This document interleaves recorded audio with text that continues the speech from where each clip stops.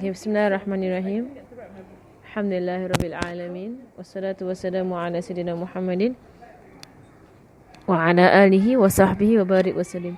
Nawaitu ta'alluma wa ta'alim wa tadhakkura wa tazkir wa naf'a wa intifa' wa ifada wa istifada wal hath ala tamassuki bi kitabillahi wa sunnati rasulih sallallahu alaihi wa alihi wa sahbihi wa sallam wa du'a ila al-huda wa dalalata ala al-khair ibtigha'a wajhillah wa mardatihi wa qurbihi wa thawabihi subhanahu wa ta'ala ma'a lutfin wa afiyatin birahmatika ya arhamar rahimin. Allahumma inna nas'aluka ilma ladunni wa mashraba sufi hani wa habyani. Allahumma inna nas'aluka ilma ladunni wa mashraba sufi hani wa habyani. Allahumma inna nas'aluka ilma ladunni wa mashraba sufi hani wa habyani. Sallallahu ala sayyidina Muhammadin wa ala alihi wa sahbihi wa sallam walhamdulillahi rabbil alamin. Amin. Allahumma salli wa sallim ala sayyidina Muhammadin wa ala alihi wa sahbihi wa sallim. Allahumma salli wa sallim ala sayyidina Muhammadin wa ala alihi wa sahbihi wa sallim. Allahumma salli wa sallim ala sayyidina Muhammadin wa ala alihi wa sahbihi wa sallim. Allahumma salli wa sallim ala sayyidina Muhammadin wa ala alihi wa sahbihi wa sallim. Allahumma salli wa sallim ala sayyidina Muhammadin wa ala alihi wa sahbihi wa sallim. Allahumma salli ala sayyidina Muhammadin wa ala alihi wa sahbihi wa sallim. Alhamdulillah. Let's go through with him Surah Fil, yeah? Surah Fil again. And the previous all made him revise lah. Tamam. Alright. Alhamdulillah. Alright. Bismillahirrahmanirrahim. Min kitab and from the book Muhammad the Perfect Teacher, and insight into his teaching methods. Say Adam. Okay, I use the mic. Alright, an insight into teaching method. This is Zohor. The Bluetooth device is ready to pair. It's an azan somewhere. What azan is it? What azan is it? Okay. Bismillahirrahmanirrahim. Right, from the book Muhammad the Perfect Teacher, and insight into his teaching methods by Sheikh Abdul Fattah Abu Ghudda rahimahullah wa nafa'na bihi wa bi'ulumi fid darain ila an qala. Right, so from the great Sheikh al-Muhaddith, right, the Syrian from Aleppo, from Halab, Sheikh Abdul Fattah Abu Ghudda, may we be benefited by him and by his knowledge in both abodes where he has said. So now he's quoting, we're on to Hadith number 12, number 12, and we are still at the chapter, right, or the part of the book whereby he is describing the personality of Rasulullah sallallahu alaihi wasallam as a teacher. Right, the appearance, the personality, the way he carries himself. And before we go into the methods of teaching, we have to see the teacher and how the teacher carries himself, the teacher's outlook, his face, how he sees his children, and how he handles his children. Right? All of these things, is essential for the teacher to take note of, right? Or how you actually present yourself to your students. And because one of the core principles in Islam is that if you want to teach, and when you're a teacher, it means that you will be correcting. That's the point of being a teacher. You're teaching what is right and what is wrong, right? And you will be correcting people. Right? There'll be reprimand. Right, as they grow older, as they do more things, you'll be correcting, you'll be reprimanding, you'll be advising, right? So, for people to accept reprimand or to accept advice, right, there has to be rapport. Right? If you don't have rapport with your students or with your children, right, you don't have a proper rapport with them, they don't respect you or your views or the way you carry yourself all this while, right, or from what they see of you, then it is difficult, right, or it's difficult for you to influence. Right, to influence them or to advise them or even to reprimand in some parts, right? But if you have a rapport with them, right, there is a very strong rapport, a strong love, there is a strong connection with your children and your students, right? Then when the day comes that you have to advise them, right, or you have to reprimand them gently, right, or you have to give your advice, you have to basically give your feedback about certain things that they're doing, right? Then it is easier for them to take it from you. Right, because you have this connection, right, which is why they say that for parents who have no connection with their children, it is very hard to discipline. You can't dream to discipline, right, because you have no connection whatsoever. Right, who's that? That is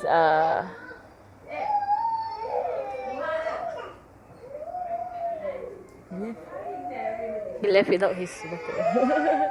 Alright, so which is why Which is why,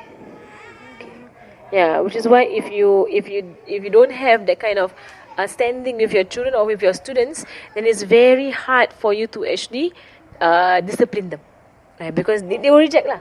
They just reject because they have no consideration for you, right? Or no attachment, right? Or no respect, right? For the way you are lah, right? So especially for teachers, because for teachers, right? It is easy for students to dislike teachers. Right, especially in school, like a teacher, they complain about teacher, they whatsoever, right? With parents, like there is this obligation, right? They have to obey their parents, right? With teachers, it's different, right? So with teachers, you have to earn the love, earn the respect, right? And then it'll be easier, right, for them to heed your advice, right? So here, in Hadith number 12, and I will recite, روى البخاري في الأدب المفرد ومسلم والنسائي واللفظ لمسلم عن حميد بن هلال عن أبي رفاعة العدوي رضي الله عنه قال انتهيت إلى النبي صلى الله عليه وآله وصحبه وسلم وهو يخطب قال فقلت يا رسول الله رجل غريب جاء يسأل عن دينه لا يدري ما دينه فقال فأقبل علي رسول الله صلى الله عليه وسلم وترك خطبته حتى انتهى إلي فأوتي بكرسي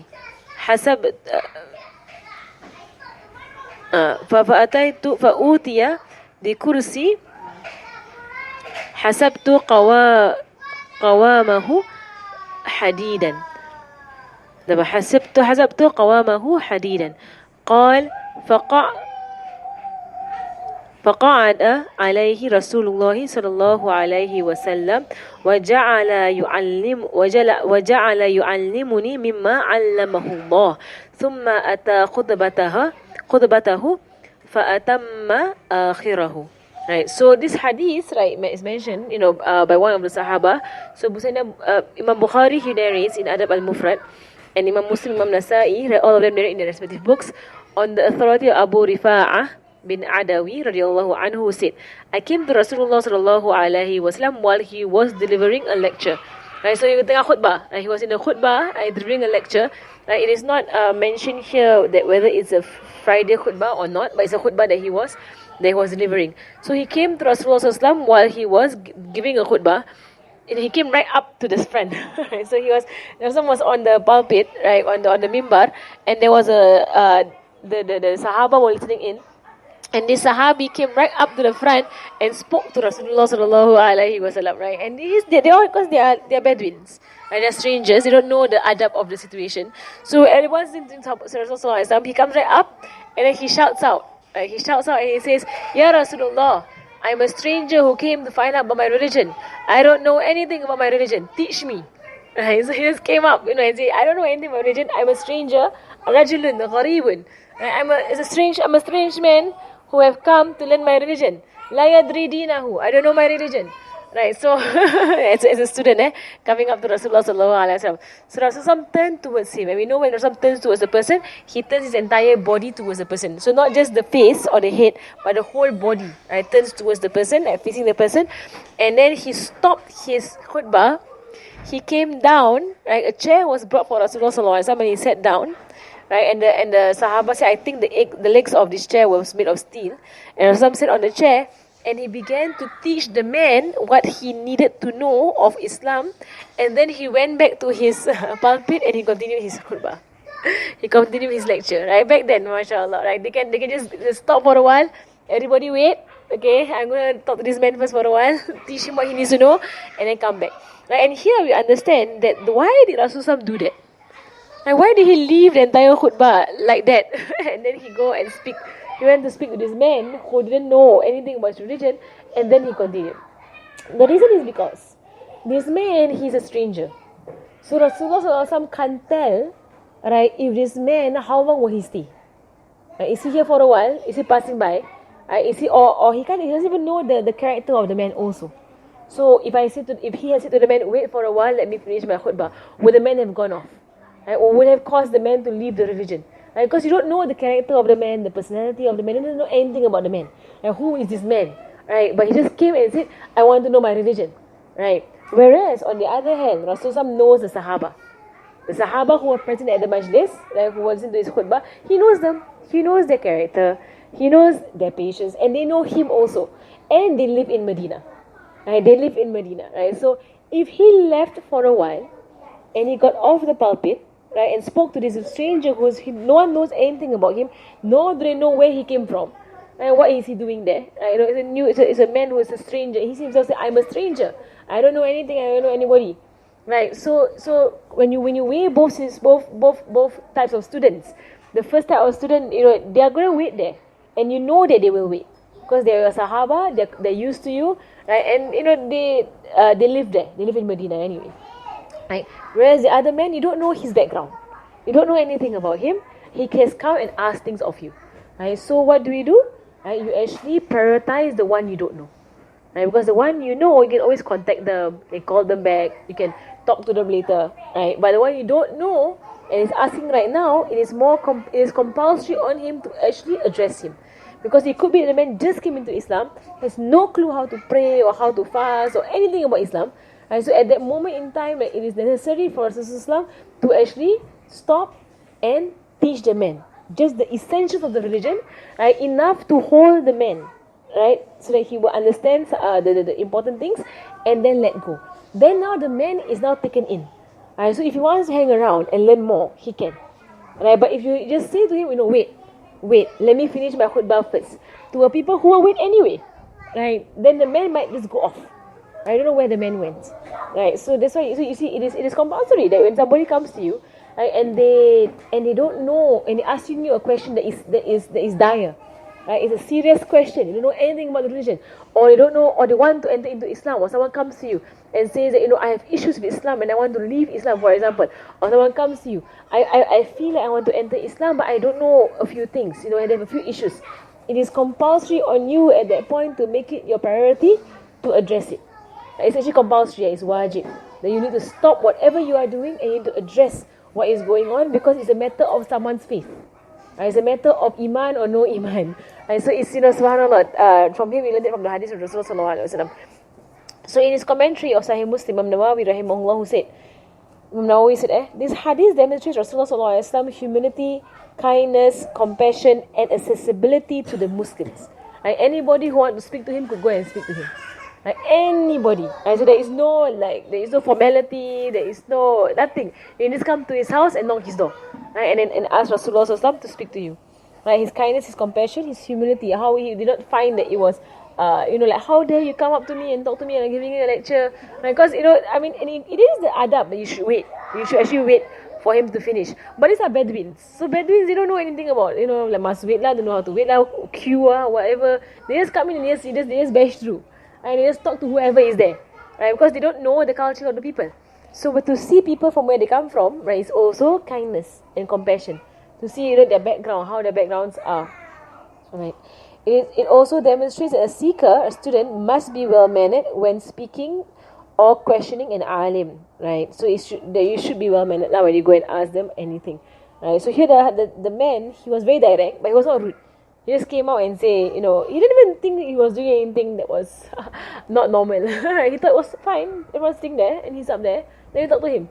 And just go up there and talk to him. And you see like children do that to like Habaib or to Ustaz, and they will go up to the Habib or Ustaz and raise their hand and they will ask some question. Right? Because you can't see that what is the adab, right, of the majlis. Okay. The hadith also teaches us that the person should hasten to answer a questioner and should give preference to more important matters, especially if the questioner is not known. You don't know the questioner, somebody who is a stranger. So especially this kind of people, you need to go and address them directly, right? Because you need to pull them into this religion. And then of course if you have time, not if you have time, you should make it a priority, right? To check up on them, to call them, right? To see how they're doing and so on, right? So, and give preference to important matters. Of course, here is fardu ain for the man, and that is more important than whatever it was that Rasulullah was speaking to the Sahaba about. So fardu ain, like the essentials of this religion, was important to be imparted onto the men. This companion may have asked about Iman and its important fundamentals. The ulama are unanimous in their view that when a person comes inquiring about Iman and the manner of embracing Islam, it is incumbent to answer his questions and to teach him immediately. It's wajib. The moment somebody comes to you, right, and they, as I mentioned just now, right, and they show that they are shaky in their faith, right, they show that they are doubting in their faith, it becomes compulsory for you to engage them. You need to leave whatever you are doing, right, and actually engage them. Which is why, like, for me, I was surprised when they had some conference, and one of the participants, right, posed to the scholars who are there, or to the teachers who are there, the asatiza who are there, saying that I am a Muslim, but I am this close to living Islam. Right? What could you say to me to make me stay? And one of the conferences of in Singapore, right, someone said that. Right? And when I heard it, I asked them, did the asatiza say, meet me after this? Because they told me they all answered, like, all of them answered some questions, they all answered in some way. And I asked my friend who was there. I said, what did they say? They just say, that Islam is the best religion, it's the most beautiful religion.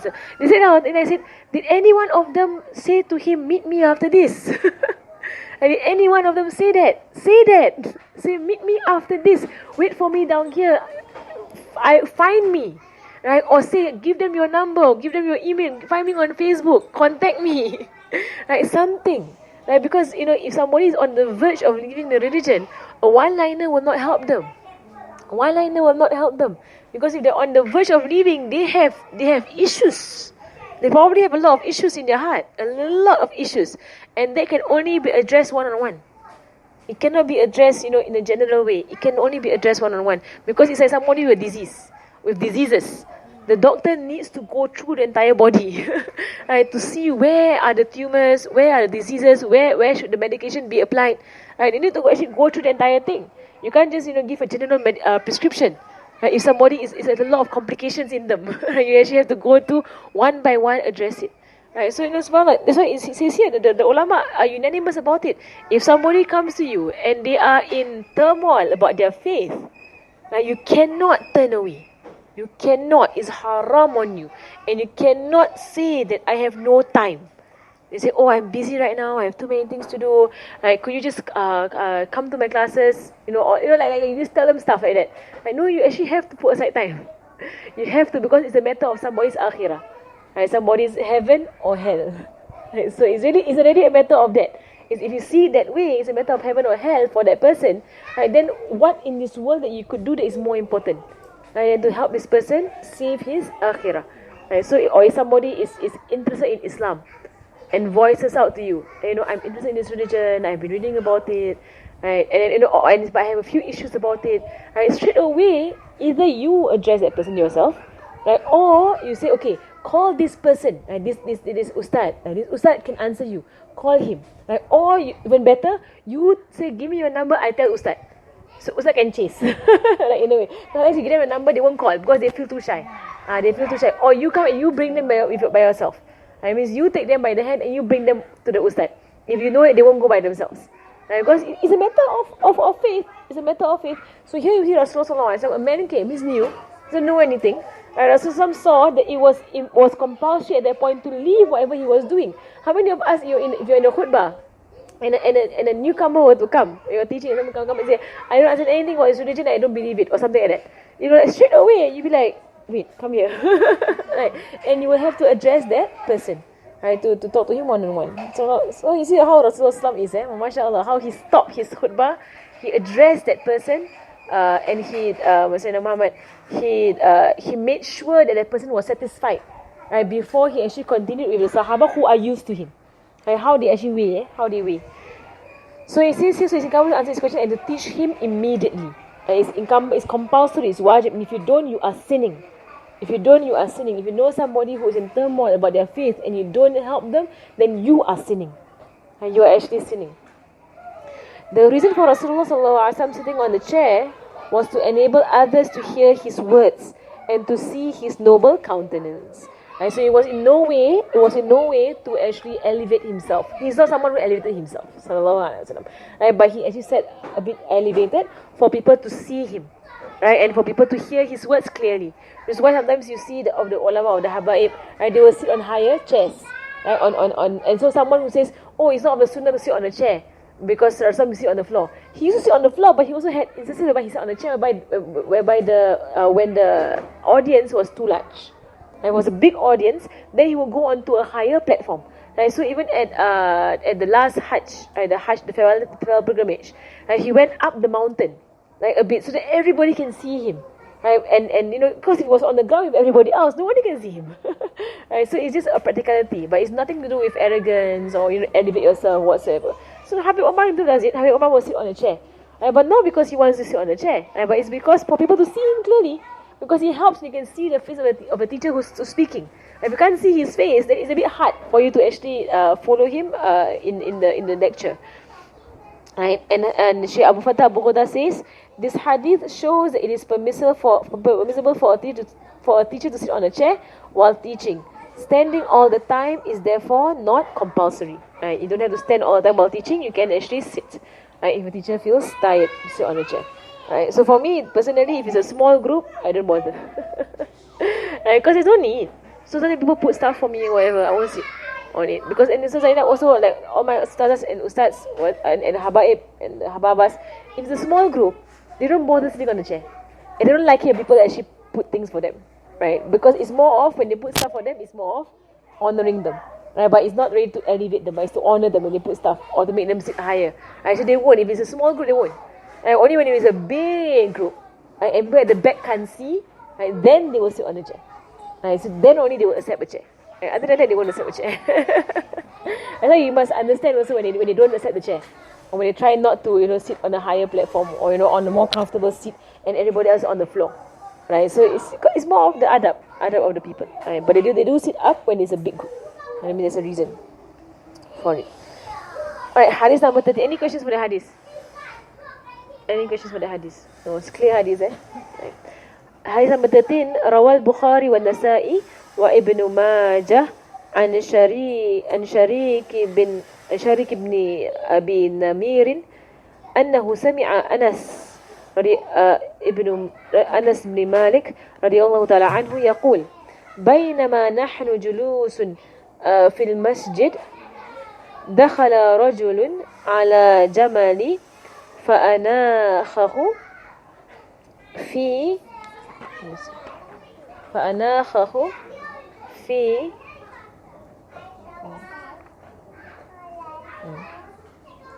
المسجد ثم أقله ثم قال لهم أيكم محمد والنبي صلى الله عليه وسلم متكئ بين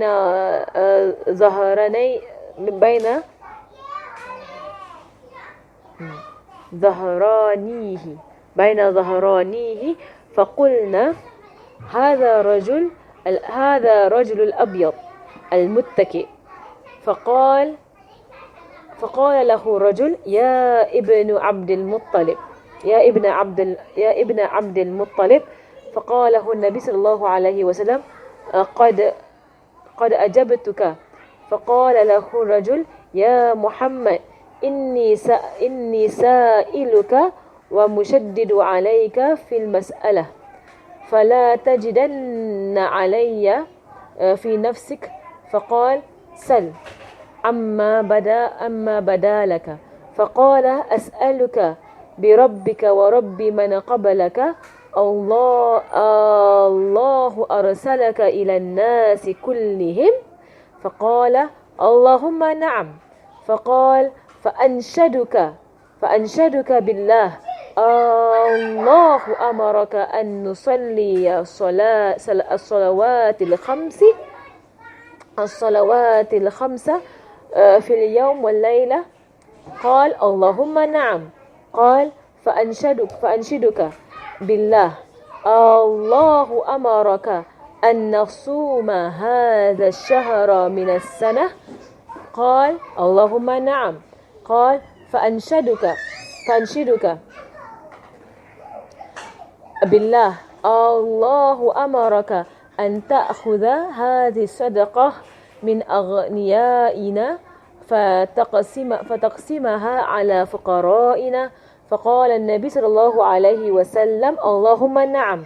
فقال الرجل آمنت بما جئت به وأنا رسول من ورائي من قومي وأنا ضمام بن ثعلبة أخو بني سعد بن بكر. Tamam. So a man came to Rasulullah sallallahu alaihi wasallam. Right. So it's from Bukhari, Nasa'i, and Ibn Majah. They narrate on the authority of Sharik, right, of Sharik bin Abi Namir. Then he heard Anas bin Malik radiallahu anhu saying, we were at the masjid sitting with Rasulullah sallallahu alaihi wasallam when the man on the camel entered. He seated his camel in the courtyard of the masjid and fastened it. Then he addressed them and he said, which of you is Muhammad? Right. So here, right, the ulama say, comes the question. Isn't it that Rasulullah sallallahu alaihi wasallam has a very illuminated face? How come when people come into a majlis, they can't tell who is Muhammad? They can't figure out who is Muhammad. Right? Because, we know that his face was full of light. Right? Light shining from his face. Right? He was very different from everybody else. From the description of Rasulullah sallallahu alaihi wasallam, he was not like a normal, like a common person. Right? He was different. So the ulama asked the question, why is it that the man could not figure out which of the men who were sitting in the masjid was Rasulullah sallallahu alaihi wasallam?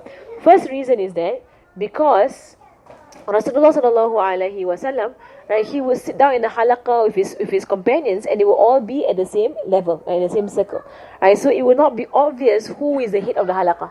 Right, especially if they're not teaching, right, if they're sitting in the halaqah and they were reciting Quran or they're doing zikr or whatsoever, they can't actually tell who is the head of the halaqah. And in this story, right, Rasulullah himself was leaning. Right, he was resting in the masjid. He wasn't even doing, there was not a class going on or whatsoever, but he was resting in the masjid. The Sahaba were there in the masjid. Right, that is the first thing. The second thing about why he couldn't tell who was Rasulullah sallallahu alaihi wasallam, right, despite the light that was shining on the face of Rasulullah sallallahu alaihi wasallam, was that the Sahaba were basking in this light, so the Sahaba themselves were illuminated. Right, because they were all in the light of Rasulullah sallallahu alaihi wasallam. Right, so they're all reflecting the light. Right, so when he came into the masjid, like everyone's illuminated. so they're all illuminated because they're reflecting the light of Rasulullah sallallahu alaihi wasallam. So it was not obvious to him, right, who was the Prophet sallallahu alaihi wasallam. So he asked, which of you is Muhammad? He came here. So you see, a stranger came in. So again, a stranger came in. He has no idea who is Rasulullah sallallahu alaihi wasallam. He can't tell. He just came into the masjid. He probably came from far away because he came with a camel. So they say he came with a camel and he brought the camel in. Right, he tied the camel to the side. Right, so suppose somebody from really a foreigner, right, Bedouin, wherever he is coming from, he brought his camel into the masjid. He tied his camel on the side and he looked around and said, who is Muhammad? Right, and then the Sahaba said that white man, that Abiyat, the fair man, right, that fair man over there that is leaning. And we know from the Shama'il of Rasulullah sallallahu alaihi wasallam that his complexion was fair. Right, he was fair. He had a reddish tinge to his cheeks. Right, he had very black eyebrows and very black of the eyes. Right, the blackness of the iris was very black.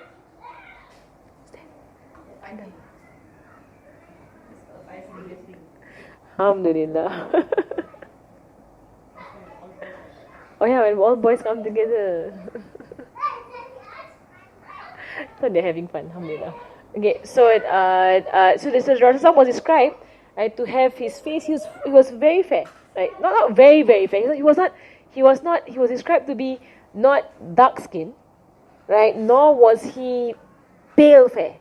He was not pale fair, right? But he was fair. He was on the side of fairness, right? Like if you see like Habib Ali Jifri, that kind, fairness, right? Fair. Whenever you think of the description of Rasulullah, somebody think of any of the family members. You get the family members of Rasulullah sallallahu alaihi wasallam, then people who are descendant of Rasulullah sallallahu alaihi wasallam, then you will know descriptions, right? And his eyes are very white. The white part is very white, and the black part is very black. Right? You will see that in Habib Omar. Habib Omar has his white is very white, and his black is very black. Right? They have that. Right? They have that, and if you see his eyebrows also.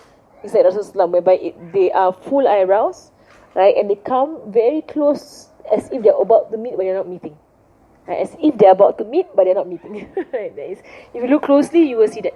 Right, you will see that in their faces. But Rasul is described to be that way. So the Sahaba say that is a fair man over there who is a fair man. Are you going and check for the picture? Why? Yeah, exactly like that. So white. The white is so white and the black is But so this is black. the sun. This is him. This is the sun. Yeah, this is the sun. Oh yeah, that is Hamid. Said Hamid. Said Hamid looks exactly like him. He said Hamid was a very young boy when we were there. I mean, like he grew up very fast. Now he's married, right, to Habib Ali Jufri's daughter. Yes. Oh, Habib Ali Jufri's daughter. If you all met her, carbon copy of her father. Carbon copy. You met her, right? Carbon copy, right? And when she speaks, exactly like her father. She's only 18. 18. She's only 18. Exactly like her father. Like, subhanallah. No difference between her and her father. I said that. If she's in Tarim, you and me her, inshallah. She's in Tarim. She's there lah. Alhamdulillah. Huh? You don't stay in Tarim. Habib Ali Jufri lives in Abu Dhabi. Sometimes he's in Egypt. Then he's based in Egypt. Yeah, so he doesn't live in Tarim. But she lives in Tarim. As far as I know, she lives in Tarim. But she might be visiting her father. You never know. But she's married. Allahu Alam. Alright. Habib Umar's daughter is in Malaysia. Do you know? Habib Umar's daughter. The one that married Habib Kadim's son, who is studying in Malaysia. Habib Kadim's son is studying in Malaysia. Yeah, so Habib Umar's daughter is there with him. Are you visiting her so? She was my classmate in Darul Zahra. Yeah, but I don't know how to contact her. I have no means of contacting her. Alhamdulillah. Sayyidina Muhammad. Okay. So they said that man, that fair person who is leaning. So he came to Rasulullah sallallahu alaihi wasallam and he addressed him, saying, "Oh, son of Abdul Muttalib." Like you see, this man is obviously a foreigner. He came and asked, "Where's Muhammad?" Right? There's no like, "Where's Rasulullah sallallahu alaihi wasallam?" Imagine all the Sahaba of Rasulullah, they call him Rasulullah. They don't call him Muhammad. Or they don't call him by his name. Even his own family, his own wives, his own daughters, right? They call him Rasulullah. Right? Even his friends, who were all of Sayyidina Abu Bakr, all of them, right? They only call him Rasulullah. Right? Sallallahu alaihi wasallam. They never call him Abi, Zawji, like Muhammad. No, they don't call him by his name. Okay, they only call him by Rasulullah sallallahu alaihi wasallam. Even the family, or even his own uncles, own aunties, his own cousins, everybody calls him Rasulullah sallallahu alaihi wasallam. That is the adab of the Sahaba who are used to him, right? Who are in Medina, in Mecca, who are used to him. Those who are from outside, they are the ones who say, "Ya Muhammad." Right? They will shout, "Oh Muhammad," like that. Or like in this case, he first asks about Muhammad, then he calls him son of Abdul Muttalib. Right? And then he calls him "Oh Muhammad" again. Right? So he's obviously a foreigner. Right? And Rasul did not reprimand him or correct him or scold him, right? But allowed him to call him by his name. Right? Because Bedouin, like what? Like don't chase them away. Right? When they don't know the etiquette. Right? So he says, "Oh son of Abdul Muttalib." Rasulullah said, "I have heard you." That means labbaik. That means I have heard you. Right? Say what you want to say. I'm listening to you. Like it means I'm listening. He said, "Oh Muhammad, I'm going to ask some questions. I will be very harsh with you in my questioning, so don't get angry with me." Yeah, this man. Right? So he kind of knows that they're all Bedouins and we're all very harsh. So relax with me, okay? Right? Don't get angry. I'm going to be very harsh, okay? Right? And it's because the way he asks, you see the way the Arabic is, "Sa'as'aluka bi rabbika wa rabbi man qablaka." Right? So he says, "Ya Muhammad, inni sa'iluka wa mushaddidun alayka fi mas'alah." Right? I say, "Oh Muhammad, I'm going to ask you some questions, and I'm going to be hard on you about my questions." Okay, wa inni mushaddidun alayka fil mas'alah, fala tajidanna alayya fi nafsika. But don't. So what it means that fala tajidanna alayya fi nafsika means don't hold anything against me. Okay, it means don't hold anything in yourself against me. Okay, right? I'm just going to be harsh. Okay. Nah. Right, now the questions. Macam gitu. Right, so he was, that's how the students were, right, the Bedouins. So he handled all kinds of people. So these kind of people, they come and they say, "I'm going to ask you questions and I'm not going to be polite about it. Right, but don't hold anything against me. Okay, just let me answer my questions." So he says, "Sal, amma badalaka," right, ask whatever you want. Right, and then Rasulullah, he said, So then he said, Sayyidina Muhammad, he said, As'aluka bi rabbika wa rabbi man qablaka. I ask you by your Lord and the Lord of those who were before you. Allahu arsalaka ila nas kullihim. Like, did Allah really send you to all of people? Did he? Right? And then he said, Allahumma na'am. Oh Allah, yes. Right? I swear by Allah, yes, Allah sent me. Then he said, فَأَنْشِرُكَ billah. Right? So now I make you swear by Allah. I'm making you swear by Allah. Allahu amaraka an nusalliya salawat al-khamsa fi yawm wa layla. Did Allah command you to pray 5 prayers in the day and the night? Did he? Then he said, Allahumma na'am. Yes. Right, so the answer was very gentle. Right? The questioning is very harsh. Right? I make you swear by Allah. Right? Did Allah tell you to do this? Did he? Right? And he's not questioning. He's not being rude or he just wants to know. Right? Really? Really? I swear to Allah, but I swear to Allah that this did happen. So he said, Allahumma na'am. The answer is very gentle. Allahumma na'am. Oh Allah, yes. Right? And then he says, right, فَأَنْشِدُكَ billah. Right? I make you swear by Allah. I'm going to make you swear by the name of your sustainer, of Allah. Allahu amaraka an ta'khudha hadhi sadaqa min aghniyaina fataqsimaha ala fuqara'ina. Did Allah command you to take this money from our rich and give it to the poor? Did Allah command you to do that?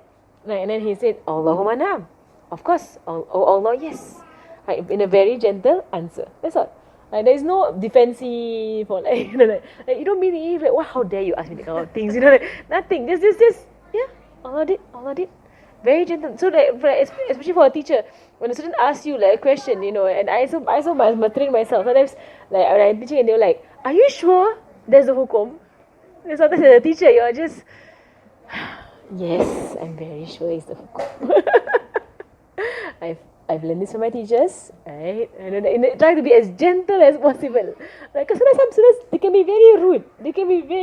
Are you sure? I remember one time I was teaching in Jerusalem, and I was reading the dua. I was teaching Arabic tafsir, Quran tafsir Arabic. This was years ago, and before I went Tarim, in Jerusalem, and then I was teaching them, and there was a woman. I remember that woman in the class, and she wasn't even part of the class. She just came to sit in, right? And then she raised her hand, and she was like, why is it harakat fathah? It should be kasra, right? And then she was talking about some formula, and I looked at the harakat and I was like, I'm quite sure it's fathah.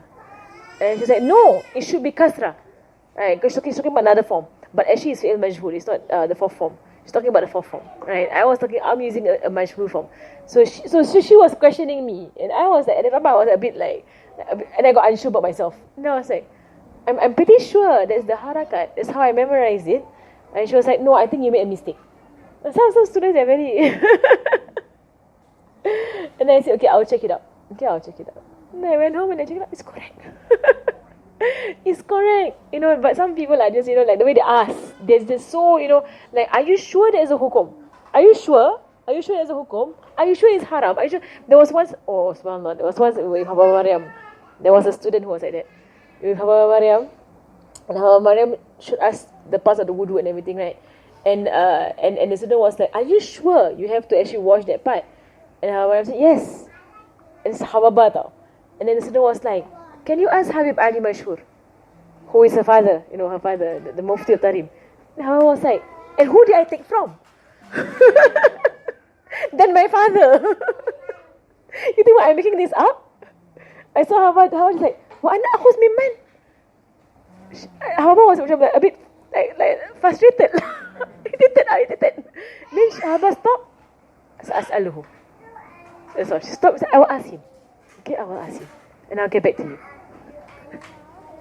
And there's the humility of the humbleness of the teacher. Because the student has, I was staring at the student. Because sometimes Arabs, they just, Ya Allah, Alhamdulillah, they're all Arabs.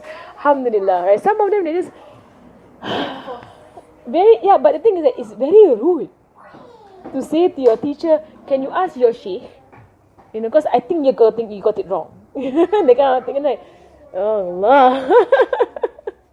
Right, especially if after you've given an answer, and then they go and ask somebody else, and they come back to you and say, oh, that person said so and so.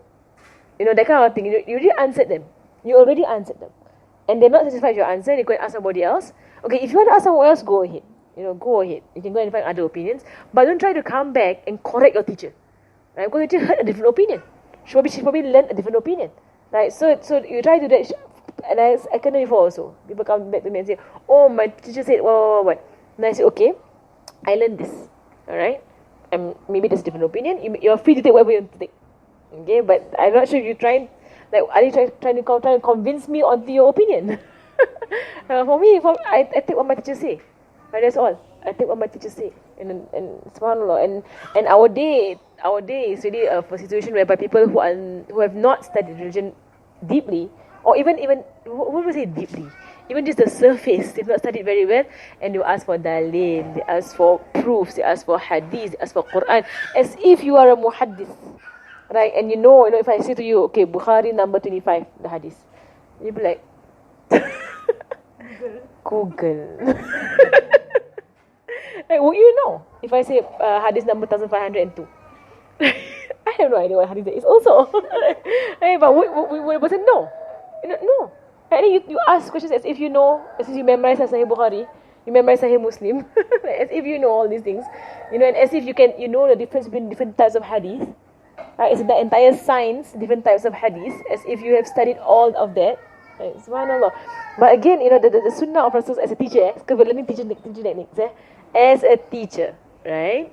Okay, with children, of course, there has to be a lot of patience with children. They will ask the same thing over and over and over again, and they ask why. For them, most of them, it's not about being rude. Most of them, they just want to understand. That's all they are. Right? Adults also, you can get the benefit of doubt. Like for adults, maybe they don't, especially today, they don't realize what is adab and what is rudeness. They don't realize because they're brought up in a way. Our education system lah. Right? Our education system brings people up in a way whereby the teacher is questioned all the time, even though you have no knowledge about the situation, right? But they always question the teacher, right? So they are brought up in that way. There's a term for it. Habib Abu Bakr Adli mentioned about because it's a false knowledge of our time. We are people of false knowledge. We are. We learn dunyawi stuff. They are all theories. Oh yeah. Okay, We're not people of real knowledge. We are people of hypothesis and theory. That's what we are. Right? So, and then there's this false, false belief that we are knowledgeable. It's a false belief that just because you got your honours, just because you got your masters, just because you got your PhD, that now you are knowledgeable. And now they think that they are able to decipher texts by themselves. You this one? And now that they I think they are able to decipher texts by themselves, they think that she's stupid to it. It's okay. She can play, I don't mind.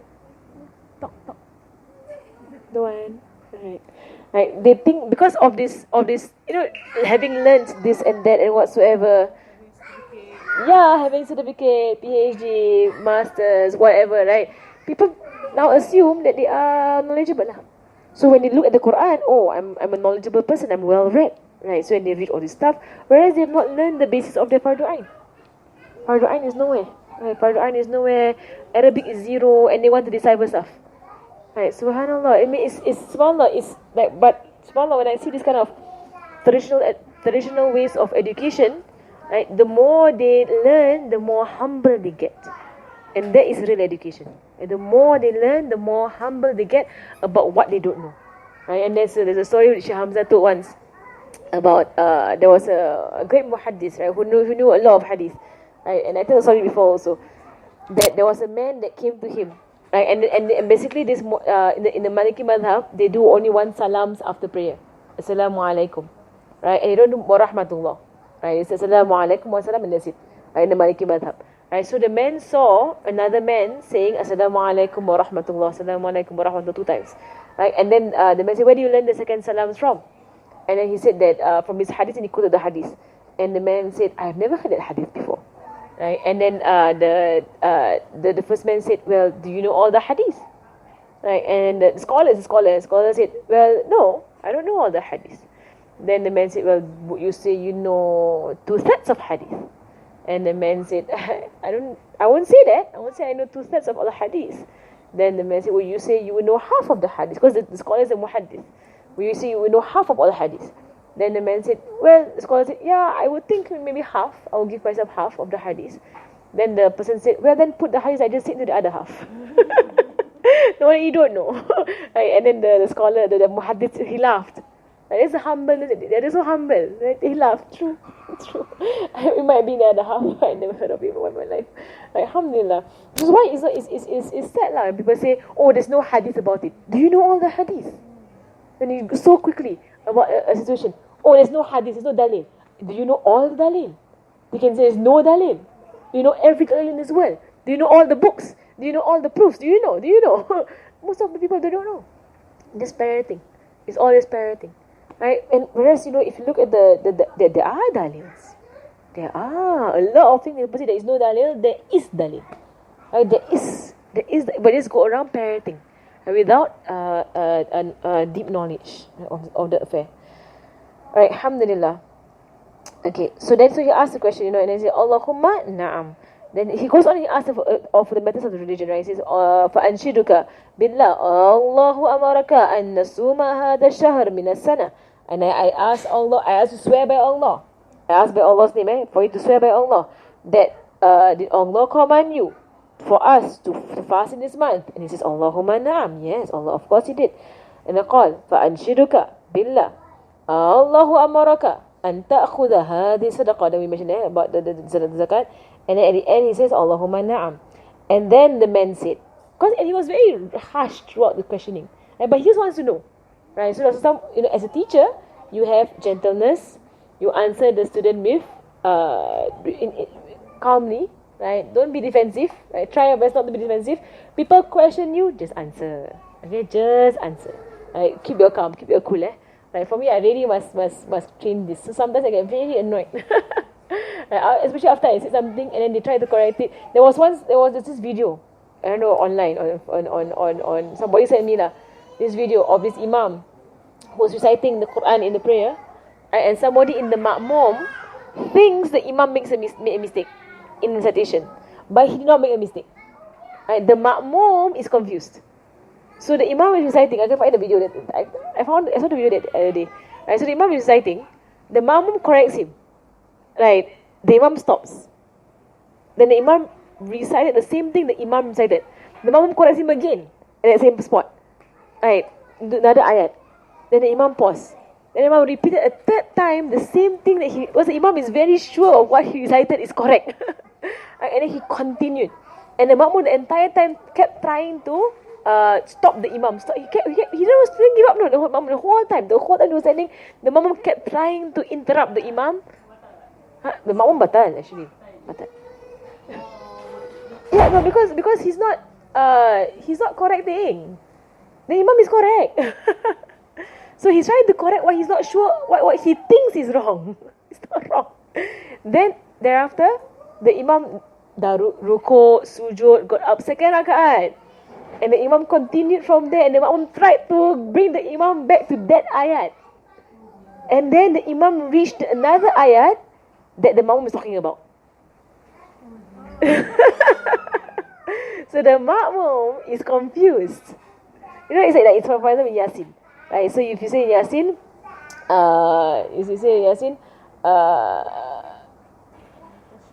like no. This is the ayat whereby صيحة واحدة فإذا هم خامدون. Right? فإذا هم خامدون. That's one ayat.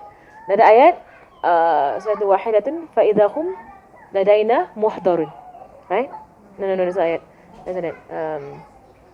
إن كانت إلا صيحة واحدة فإذا هم خامدون. That's the first one. There are three. إن كانت إلا صيحة واحدة فإذا هم جميع لدينا محضرون. Second one. إن كانت إلا صيحة واحدة تأخذهم وهم يخصمون. That's the second one. Second one is تأخذهم وهم يخصمون. The third one is فإذا هم لدينا محضرون. Right? Three. Right? All of them begin with إن كانت وإن كانت إلا صيحة واحدة. Right? صيحة واحدة فإذا هم خامدون. فإذا هم تأخذهم وهم يخصمون. فإذا هم لدينا محضرون. Right? Three. So basically the imam was doing what? The first one. The makmum kept doing the third one or second one, right? So the imam is correct, the makmum is wrong, right? So but the whole time, the second rakaat, what he was doing until the imam read the second rakaat, the second part of the ayat, then the makmum shut up. Then he began to keep quiet. Right? But that is basically what it is, right? That you know, subhanallah, if the imam is continued and the imam is not taking your suggestion, that means you are wrong. Keep quiet. Right? So I mean, this is about our time that we insist that we are correct, right? Even though, you know, subhanallah, someone else is more knowledgeable, but the insistence, someone is correct. But from a teacher's point of view, from a student's point of view, right, have adab.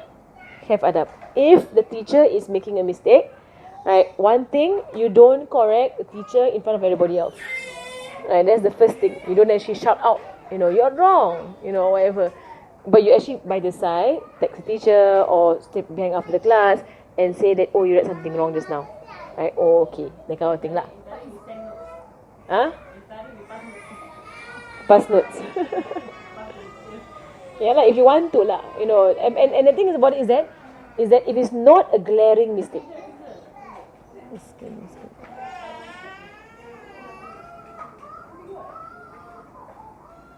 Okay. If it's not a glaring mistake, if it's not a glaring mistake, then let it be. If it's a glaring mistake, if it's wrong facts or whatsoever, then you can do it by the side, and the teacher herself will correct it, right? But on a teacher's point of view, okay, from a teacher's point, if someone is doing it, right, first and foremost, the sunnah of Rasulullah is not to be defensive, right? Don't be defensive, right? Just answer casually. Right? Don't take anything don't be offended by whatever is going on. Right? Let them doubt you. It's okay. People doubted Rasulullah sallallahu alaihi wasallam. It's okay. You can be doubted. You're not some sort of, you're not a scholar. I'm not a scholar, so I'm just repeating whatever people say. That's all I do. Right? So subhanallah, I mean, if you're a doubt lah. Which is why you know, doubt lah. Sorry. Right? You know, that's all it is. So just be casual about it, right? Not to be defensive. May Allah subhanahu help us. Alhamdulillah. Right? Sayyidina Muhammad. Right? And then he says, then he ends off by saying that amantu bima ji'ta bih wa ana rasul man wara'i min qawmi wa ana bimamu ibnu Tha'laba akhu bani Sa'di bin Bakar. Right? So he professes his faith. And he says that I am an envoy of my people to you, right? So, and my name is Imam bin Tha'laba. I am of the allies of Banu Sa'd bin Bakar, right? So you see, consider the questioner's intelligence, right? How beautifully he entered and introduced the questions which he posed to Rasulullah sallallahu alaihi wasallam. He asked Rasulullah sallallahu alaihi wasallam to take an oath in the name of Allah subhanahu wa ta'ala for the answers to his question, right? Then is also, you will say, you know, some people might take it as an offense. That you're making me take an oath, that you don't believe me, that what I'm saying is true, that I have to take an oath by Allah subhanahu wa ta'ala. But Rasulullah did not take any offense by that. Okay, I take an oath. You want me to take an oath? I take an oath. I know, no issue with that. Right. Allah is Huh? Allah is an oath. No. That is the question. Did Allah? Allahu. That means did Allah. The question is anshiduka billah. Anshiduka billah means I'm making you take an oath by Allah. He replied Allahu na'am, right? Allahumma na'am. Allahumma na'am. Oh Allah, yes. Is that This means no. That's not what's that?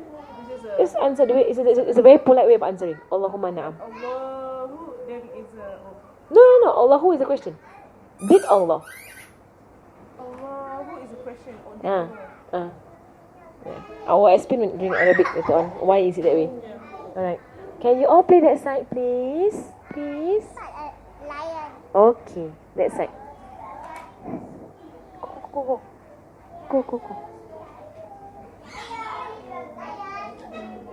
Lion. Alright. And then he says, when he has completed his questions and received his answers, so he had full confidence in the truthfulness of Rasulullah sallallahu alaihi wasallam. When he had completed his questions and received the answers, he announced his Islam and informed Rasulullah that he will be his envoy to his people who had sent him, right? And who follow him. So they sent him to inquire about the authenticity of the Messenger sallallahu alaihi wasallam, who was inviting people to believe in what he had brought from Allah subhanahu wa ta'ala, so that they could also believe in him. They sent the Imam radiallahu ta'ala as delegate solely because they had full confidence in the composure of his intellect, his far-sightedness, and his true insight. Of course, him beginning his question by saying, "I'm going to be hard on you, and don't take offense," that kind of thing, By him preparing also, so some, don't take offense, and just answer my questions, right? To be practical lah, he's straightforward. How right they were and how excellent he was. That's why Abdullah bin Abbas radiallahu anhu said, "We never heard a delegate better than the Imam." Umar radiallahu anhu used to say, "We never saw anyone better than the Imam." Right? Then the Imam bin Ta'ala by imposing questions to being so precise in this regard. May Allah Ta'ala be pleased with him. See, people of the past, they like straightforwardness. It's kind of ask lah, Don't have to beat around the bush and whatever. You just ask your questions. Then we'll answer you. Alright. So the actual reply is only yes. The words "O Allah" are added as a source of blessing, and the demonstrate is confident in his reply. As it is as though he said, "O Allah, I may witness the fact that I'm saying, or what I'm saying is true." Right? So the Allahumma na'am, that means, "O Allah, yes." That means it's to show that you're calling on to Allah subhanahu wa ta'ala as a witness. Yes, for surely. "O Allah, yes." It means answering to Allah subhanahu wa ta'ala. You're okay, Faiza? Can I ask Allahumma, but okay, I'll ask you later. Ask Allahumma. No, the word Allahumma. Uh-huh. Why is it "Oh Allah," like Allah? Allahumma means "O Allah." Yeah, but I want to ask about it more. It's the structure. That's all. The answer is that. The structure of Allahumma means "O Allah." That's all. Why is Ya Allah is also "Oh Allah"? Yeah. Okay. There are two ways of saying "O Allah." But that's all there is to it, no? There's nothing more. Nothing more.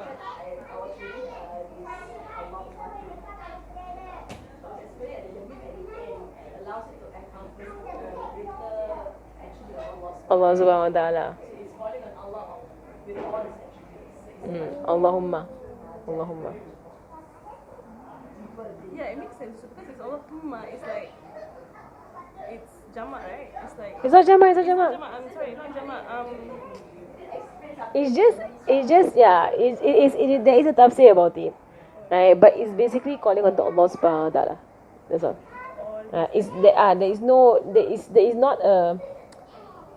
It's not humma as in home, It's not that.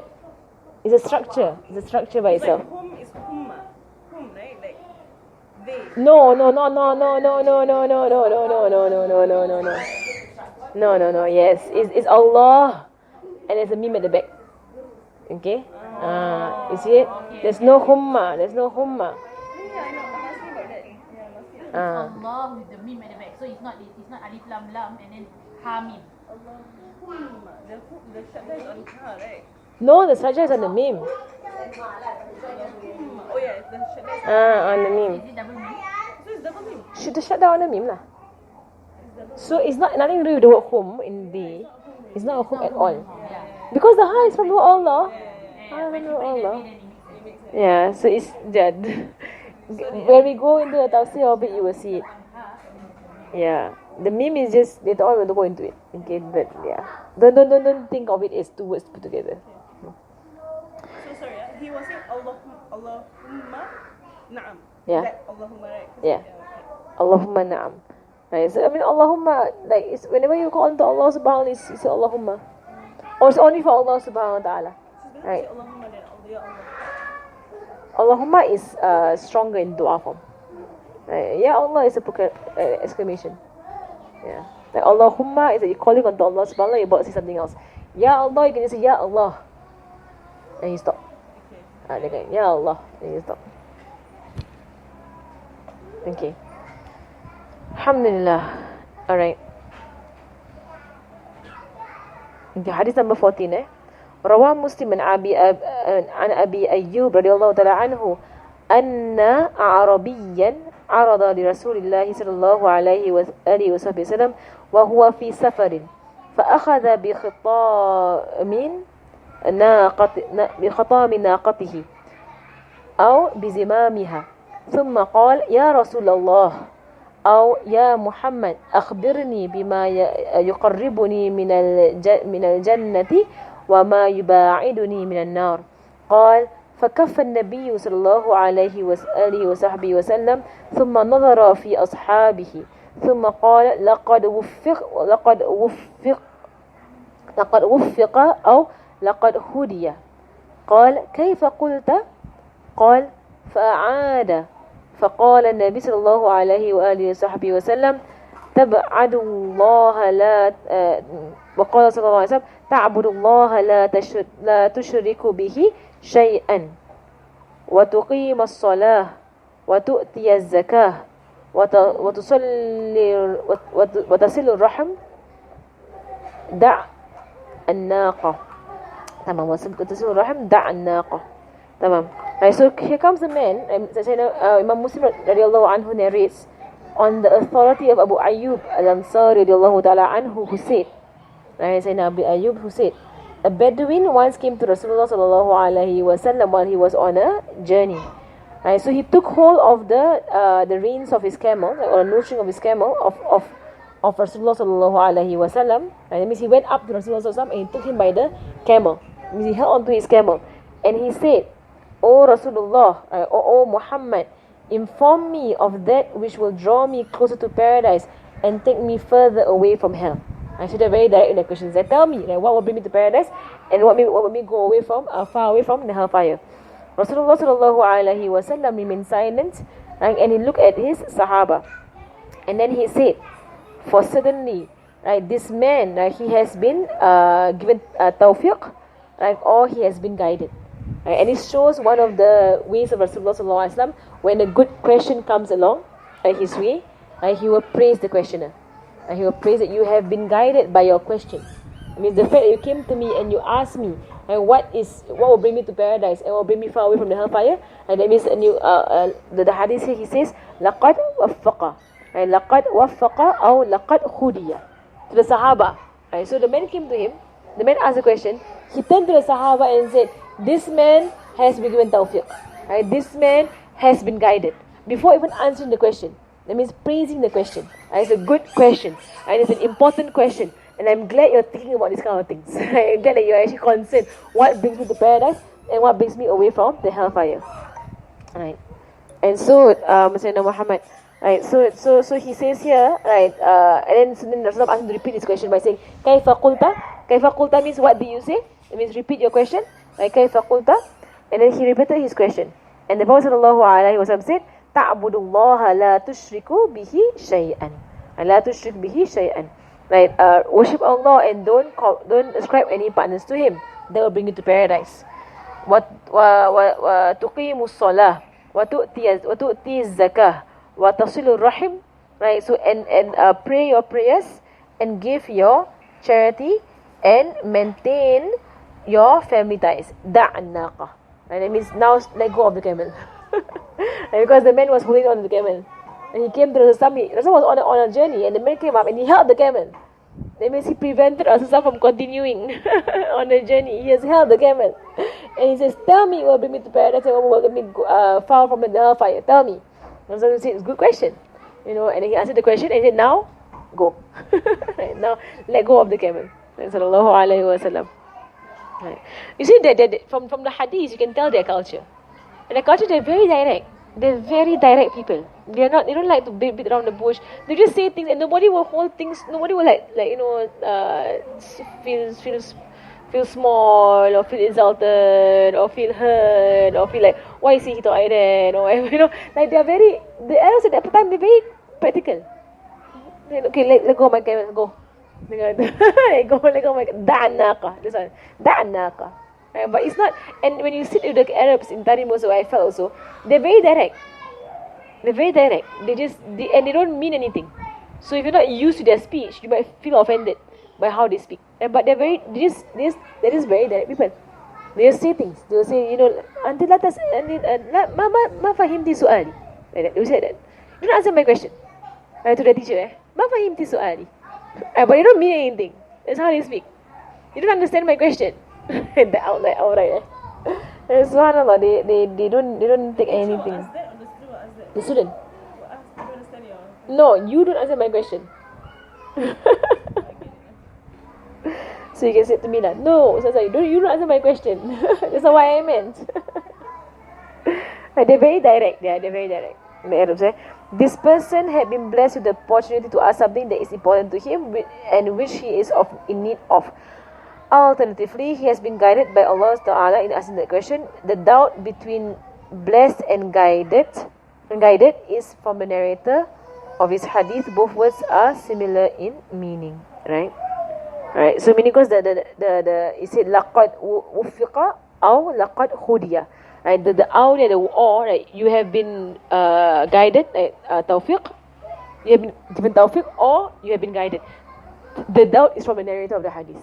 He forgot what Rasul said, whether it was waffaqa or hudiya. Right. That means he forgot what was actually said. So that means the wuffiqa, not waffaqa, wuffiqa. Laqad wuffiqa or qad hudiya.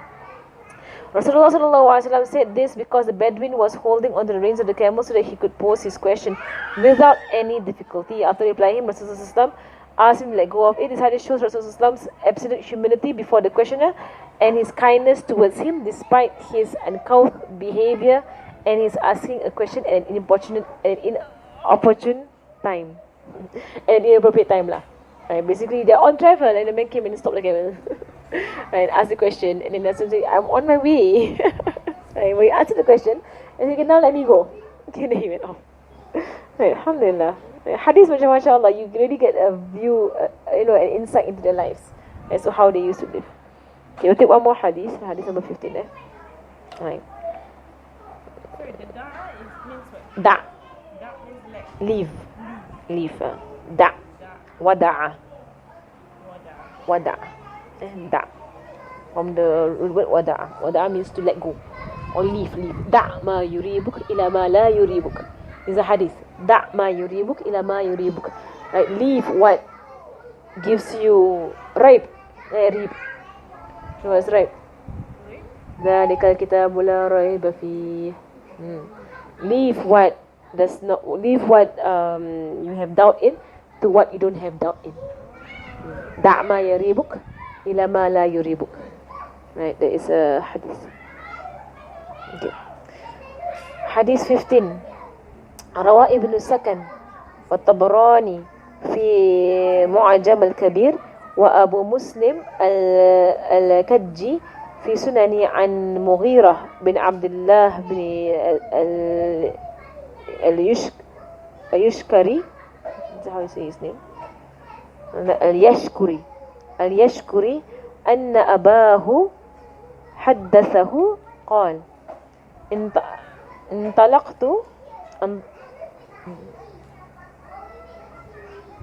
انطلقت إلى الكوفة فدخلت المسجد فإذا رجل من قيس يقال له ابن منتفق وهو يقول وصف لي رسول الله صلى الله عليه وسلم فطلبته فلقيته بعرفات فزاحمت عليه فقيل لي إليك عنه فقال دعوا رجل أرب ما له قال فزاحمت عليه حتى خلصت إليه فأخذت بخطام راحلته فما غير علي ثم قلت شيئين أسألك عنهما ما ينجيني من النار وما يدخلني الجنة قال فنظر إلى السماء ثم أقبل علي بوجهه الكريم فقال لئن كنت أوجزت المسألة لقد أعظمت وطولت فعقل علي اعبد الله لا تشرك به شيئا وأقيم الصلاة المكتوبة وأد الزكاة المفروضة وصم رمضان. Alright. So here he says Ibn al-Sakan, al-Tabarani and Abu Muslim al-Kajji narrate on the authority of Al-Mughira bin Abdullah al-Yashkuri that his father narrated to him saying, I went to Kufa and entered the masjid. I saw a man from the Qais tribe whose name was Ibn Muntafiq, relating, someone described Rasulullah sallallahu alaihi wasallam to me. So I went in search of him. The time of Rasulullah sallallahu alaihi wasallam. I saw him in Arafat and rushed to meet him. Someone told me, get away from him. So Rasulullah sallallahu alaihi wasallam said, leave the man alone. And sometimes, people outside come in and they try to get to you, and then people around you say, don't bother him, he's busy. you know, and then Rasulullah will be there saying, no, no, no, let him come, you know, and don't chase him away. And this is one of the stories of, and all the ulama, they follow the way of Rasulullah sallallahu alaihi wasallam, that when strangers come, right, when foreigners come, especially people who don't know you and they want to meet you, then you don't chase them away. Or you don't say, no, he has no time, go away. And there's once a story, you know, of Sheikh Abu Bakr bin Salim, one of the great awliya of Hadramaut. Right? He's buried in Ainat. His grave is whereby the sand outside there is the sand of cure. And there's cure in the sand outside his grave. Right? So he's Sheikh Abu Bakr bin Salim. So he, in his lifetime, he would bake 1,000 loaves of bread every day, right, to feed the poor. Right? And he would do all kinds of sadaqah every day, and he would teach, and he was beloved by the people. He would teach, he would guide. He was a sheikh like his own right. So the story came that there was once a woman, right, an old woman or poor woman, right, came to his doorstep, right, to give him some food, right, and the food was coarse, or it was, you know, dry or something. So when he came to the doorstep, right, the servant was in the house. There was a man who was in the house, right, saw the woman, and the woman said, I want to give this to Sheikh Abu Bakr bin Salim. I came all the way to give him this food. I want to give this food to Sheikh Abu Bakr bin Salim. And the servant said, you want to give him this? Do you know that he bakes 1,000 loaves of bread every day for the poor, and he gives out to people? You know, and he makes like food for the people and marak and whatsoever. He does it every day, and you want to give him this dry bread like that? He won't take it. Like, go away. You know, so he chased the woman away. And then the woman like heartbroken lah. She came all the way to give him, because they loved their sheikh. Right? She came all the way to give him, and he was driven away by the person at the door. Right? The sheikh, of course, has kashaf, and he knew what happened. Right? He called out to his servant. He said that, wow, what happened downstairs? Right? What happened? And he told him, he said, go and find the woman. Right? And actually the narration was that he actually went out, and he went to look for the woman, right, to see what she brought and to accept it graciously and bring it back. Right? And then when he went back, he scolded his servant. Right? By saying, you do not reject anyone who comes to our door. Right? If they bring whatever they bring, right, you accept. And Rasulullah said in the hadith, right, that accept from your neighbor, even if it's the hoof of an animal. Right? That means that even if she gave you a soup with the animal's hoof in it, and there's no meat lah, basically, it's a hoof. And they are poor. They are poor. If you've been around the poor, like in Tarim, you've been around the poor, they eat every part of the animal. Every part. Nothing is wasted. Even the hoof, they make into soup. Right? So we are all the rich people who you know, eat only the meat part, and every other part we throw away. We don't eat anything. They eat the gullet. They eat the intestines. They eat every part of the animal because they're poor. They're poor. It's not, you know.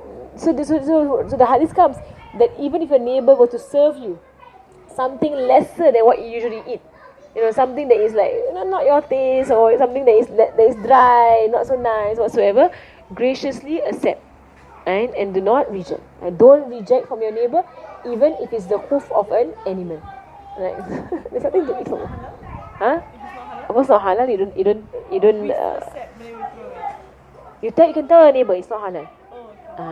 You inform that, you teach them, because they won't keep giving you non-halal stuff. Yeah. Just tell them that, sorry, it's not halal for me to take. Right? I mean, it's against my religion. This is very nicely say that. Right? So that they can actually learn what can they, if they want to give you stuff, what they can give you, what they can't give you. Right? So, you know, so for Rasulullah, you know, for all these people, you know, they it is the people who are around them, right, who actually stop, you know, others from coming to them. Right? And I still remember when I first came to Tarim, you know, I was already in Tarim.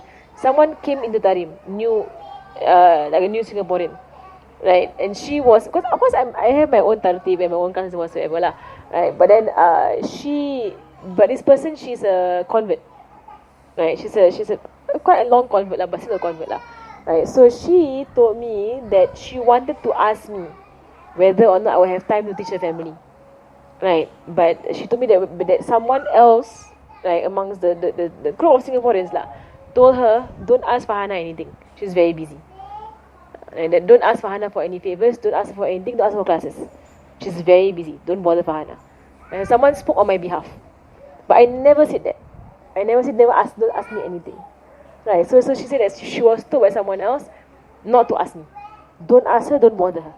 Right, just don't you know, don't say anything that you need from her. But that person, she really wanted me to teach her family. So she just ignored what the other person said and came after me anyway.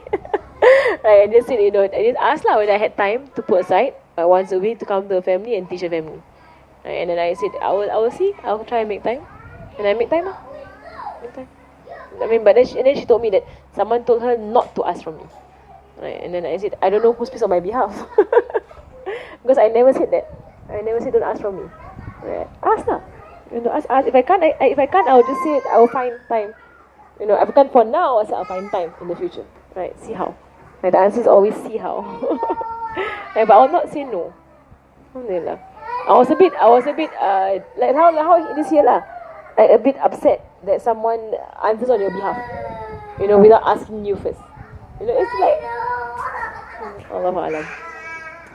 Alright, so the Rasulullah said, leave the man alone. That means don't do that, right? Rasulullah Sallallahu Alaihi Wasallam said to him, leave the man alone, don't do that. Right, leave the man alone. Right, and then so he probably has some need. Right, so I rushed forward and I reached him and I grabbed the nose ring of his camel again. But no one became angry at me. So they kept grabbing the camel. They kept grabbing the camel.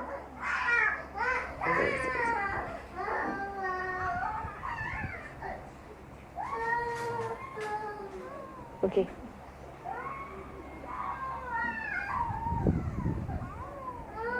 Alright.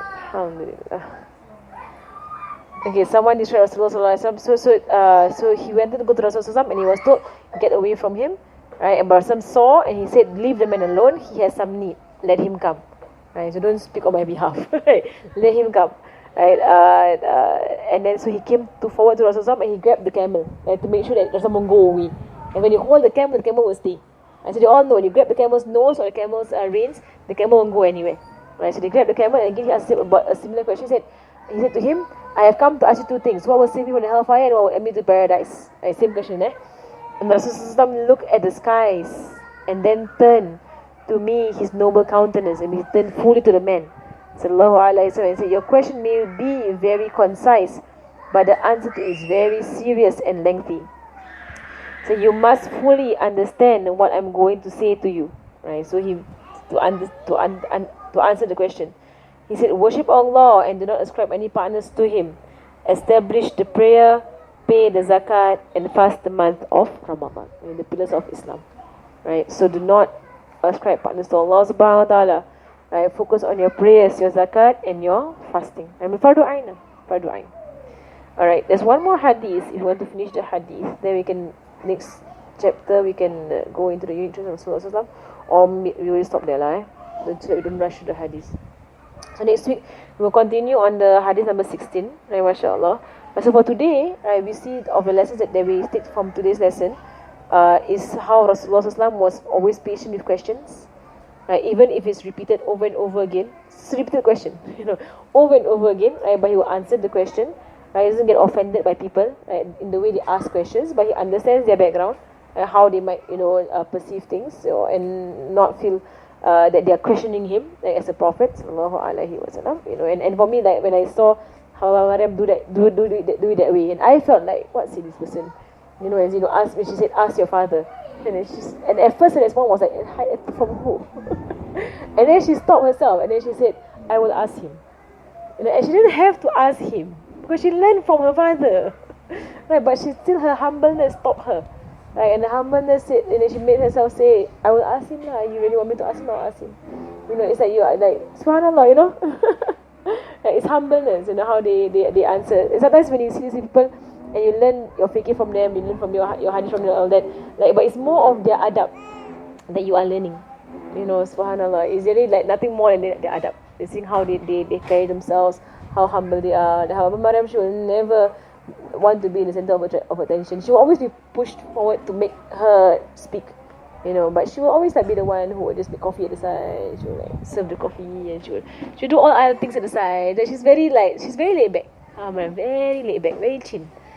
So she likes to make jokes. Right, so people will always like make her do the kalima. Right, but if you see somebody else that can do it, she'll make them person do it. Right, so they have their adab, alhamdulillah. Right, so you learn from them adab, alhamdulillah. Okay, any questions? صلى الله على سيدنا محمد وعلى آله وصحبه وسلم والحمد لله رب العالمين. الفاتحة. إن الله يرزقنا من نافع من خالص مقبول وحسن تعليم دلالة على الهدى ويسار بقبل صلى الله عليه وسلم الأرواح المعلمين ومن شيخنا وذوي الحق علينا وإلى آخر صلى الله عليه وسلم. الفاتحة.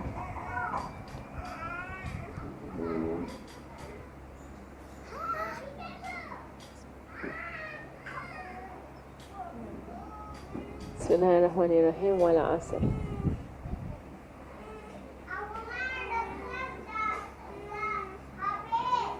اللهم صل على سيدنا محمد عبدك ورسولك النبي الأمي وعلى آله وصحبه وسلم. اللهم صل على سيدنا محمد عبدك ورسولك النبي الأمي وعلى آله وصحبه وسلم. اللهم صل على سيدنا محمد عبدك ورسولك النبي الأمي وعلى آله وصحبه وسلم. اللهم صل على سيدنا محمد عبدك ورسولك النبي الأمي وعلى آله وصحبه وسلم. اللهم صل على سيدنا محمد عبدك ورسولك النبي الأمي وعلى آله وسلم في كل لحظة أبدا عند خلقك ومن نفسك ومن عرشك ومداد كلمات الله. سبحانك اللهم وبحمدك أشهد أن لا إله إلا أنت أستغفرك وأتوب إليك. صلى الله عليه وسلم محمد وسلم.